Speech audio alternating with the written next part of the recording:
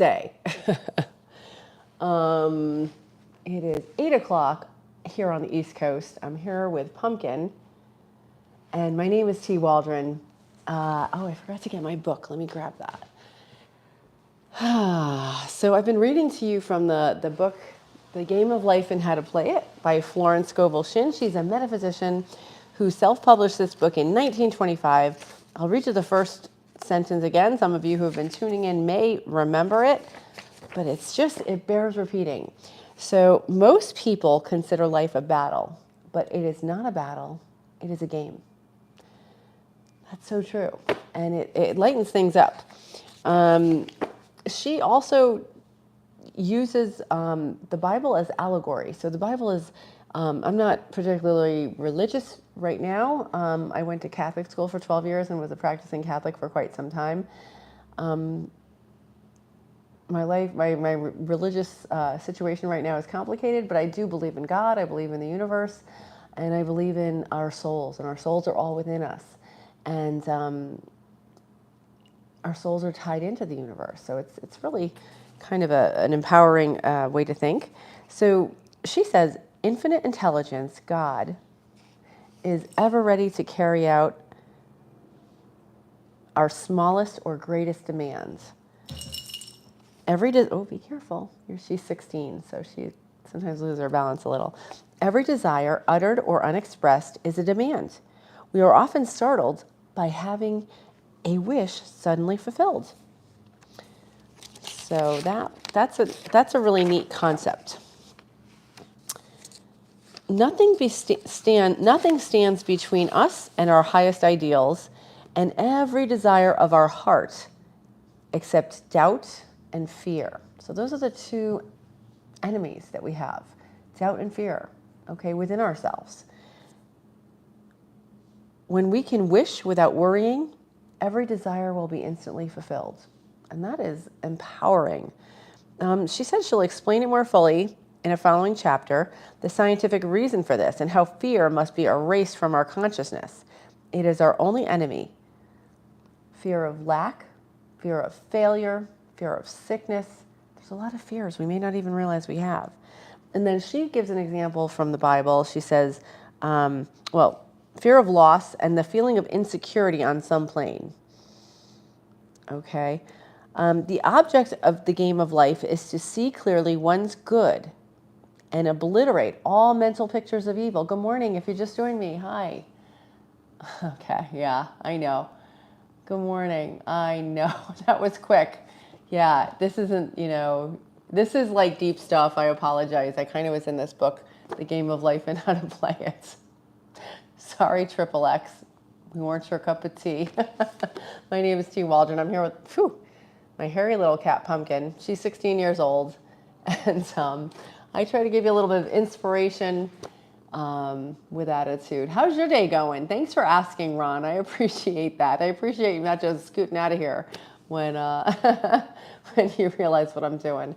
My day is going awesome, Ron. Thank you for asking. I really appreciate that. Went to the gym already this morning, and it's like 8:03 in the morning here on the East Coast of the U.S. Where you typing in from? I'd love to know where you folks are tuning in from. Yeah, yours is medium. I don't know if your thing is smiling or not. Oh, you're winking. Okay, cool. So this book is really inspirational. This woman published it 100 years ago, self-published it by herself. So I give her a lot of credit for having the gumption to do that. And it's really inspirational because she talks about life being a game and it's not a war. Oh, Israel, well, welcome. Thank you. I'm so delighted that you're tuning in. So it's a great way to look at life because we very often take life so seriously and we are, really out there, and I believe in goal setting and being a good person and all that sort of thing and self-growth, but we don't have to take ourselves so seriously. We can, if we know the rules of the game, we can play the game. And it's more fun, and we can still get our things done and accomplish things and be good and be a good agent of change in the world, but also it doesn't have to be so serious. I'm just putting up a new video on Friday. It's an interview with Master Shihing Yi that I'm commenting on, and I took like the top 7 things that I learned from him in the first like 10 minutes. It's a phenomenal interview with Diary of a CEO. The whole thing is 2.5 hours long. It's really, really long. But he basically said a very similar thing, that life is like a movie and we're the director of our own movie, which is kind of a nice way to sort of take yourself out of your moment and kind of sometimes see where you are. So sort of think above where you are. Sounds really complicated, but I talk about it better in the video. So anyway, how are things in Israel? Oh, well, how's the weather in Israel right now? So things are here, beautiful here. It's about 70 degrees. Thank you, pumpkin. It's about to rain, and it's springtime here, and it's really a lovely time of year. Good morning. Yeah. Okay. Hi, Elon. Oh, it's so hot. Okay. Yeah. I would imagine. Yeah. It's funny because things are green right here. It's 70 Fahrenheit, and I'm trying to think what that is Celsius. It's probably like maybe, I think it's around 27 Celsius. Yeah. It's it's lovely, and we have rain here sometimes, and people complain about the rain, and we're blessed to have rain because some people really need it. So, yeah, so that's pretty interesting. Yeah, you caught me, Elon. Yeah, 92. Oh yeah, that's really warm, especially if it's humid, right? So anyway, I'm going to wrap up this little comment from Florence Scovel-Shinn because she's so interesting, and it's just I like to give you like a little something to think about during the day, and then tune in tomorrow for more content. Florence Scovel-Shinn says the object of the game of life is to see clearly one's good and to obliterate all mental pictures of evil. This must be done by impressing our subconscious mind with the realization of good. Okay. Yeah. Okay. Yeah. So it's true.